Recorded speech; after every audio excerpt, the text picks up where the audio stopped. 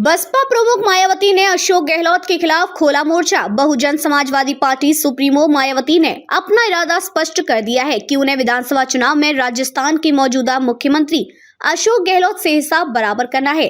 मायावती राज्य विधानसभा चुनाव में कांग्रेस के खिलाफ कड़ी आलोचना कर रही हैं और राज्य में सत्तारूढ़ पार्टी को दंडित करने की अपील कर रही हैं। मायावती ने बसपा के खिलाफ नापाक इरादों के लिए कांग्रेस की आलोचना की और चुनाव आयोग से राजस्थान में सत्तारूढ़ पार्टी के कथित दुष्प्रचार अभियान का संज्ञान लेने का भी आह्वान किया। मायावती ने बसपा के खिलाफ कांग्रेस द्वारा रची गई साजिशों के पिछले उदाहरणों का हवाला दिया।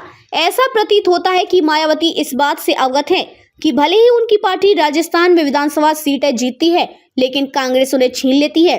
विशेष रूप से राजस्थान में बसपा विधायक दल को अपने पाले में करने के लिए 2 बार अपनी ताकत दिखाने के कारण गहलोत मायावती के निशाने पर है। गहलोत, जिन्हें राजस्थान में कांग्रेस के एक कुशल रणनीतिक के रूप में जाना जाता है, उन्हें नाजुक जनादेश हासिल करने के बाद 2 बार राजस्थान में पार्टी की स्थिति को बचाया था। 2008 और 2018 के विधानसभा चुनावों के बाद गहलोत के नेतृत्व वाली कांग्रेस ने बसपा विधायक दल के रैंकों से लॉक स्टॉक और बैरल दल बदल की योजना बनाई थी। बसपा से बड़े पैमाने पर दल बदल कराकर गहलोत ने राज्य विधानसभा में अपनी पकड़ के साथ साथ कांग्रेस की ताकत भी मजबूत कर ली थी। संयोग से बसपा ने 2008 और 2018 के विधानसभा चुनावों में 6 सीटें जीती थी, लेकिन बसपा पार्टी की विधायक ताकत को बरकरार नहीं रख सकी, क्योंकि गहलोत ने राजस्थान में अपनी स्थिति मजबूत करने के लिए मायावती के नेतृत्व वाले संगठन से बड़े पैमाने पर दल बदल कराया। वास्तव में बसपा 1998 के राज्य चुनावों के बाद से राजस्थान में विधानसभा सीटें जीत रही थी। पहले 2 सीटों के साथ खाता खोला और बाद में स्थिति में सुधार किया।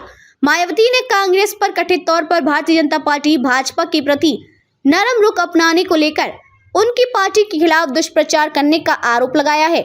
बसपा ने दावों का जोरदार खंडन किया है। चुनाव प्रचार के दौरान मायावती ने कहा कि बसपा राजस्थान की सभी विधानसभा सीटों पर लोगों से कांग्रेस और भाजपा के खिलाफ वोट करने की अपील करते हुए मजबूती से चुनाव लड़ रही है।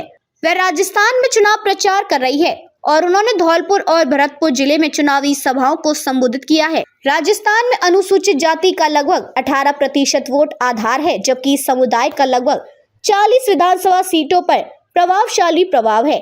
अगर जनता खंडित जनादेश देती है तो मायावती राजस्थान में किंग मेकर बनने की उम्मीद कर रही है। आप लोगों को मालूम है कि यहाँ किस्म किस्म की आए दिन डायरी की चर्चा होती रहती है।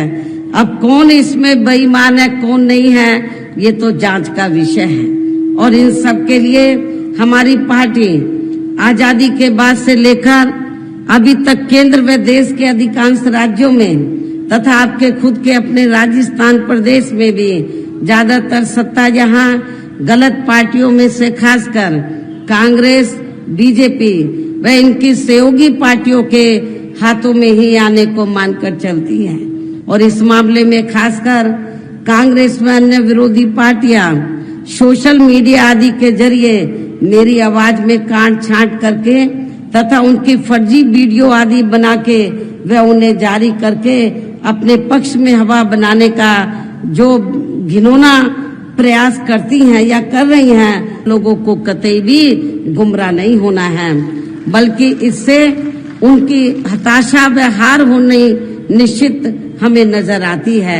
इतना ही नहीं बल्कि आप लोगों को विरोधी पार्टियों के जारी किए गए उनके हवाई व प्रलोभन भरे चुनावी घोषणा पत्रों आदि के बहकावे में तो कतई भी नहीं आना है, जिन्हें ये पार्टियां सत्ता में आने के बाद अधिकांश अमल में नहीं लाती है, जिस पर से अब जनता का काफी हद तक विश्वास ही उठ गया है।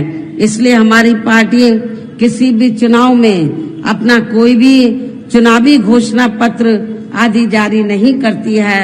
वैसे भी हमारी पार्टी कहने में बहुत कम बल्कि कार्य करके दिखाने में ही ज्यादा विश्वास रखती है।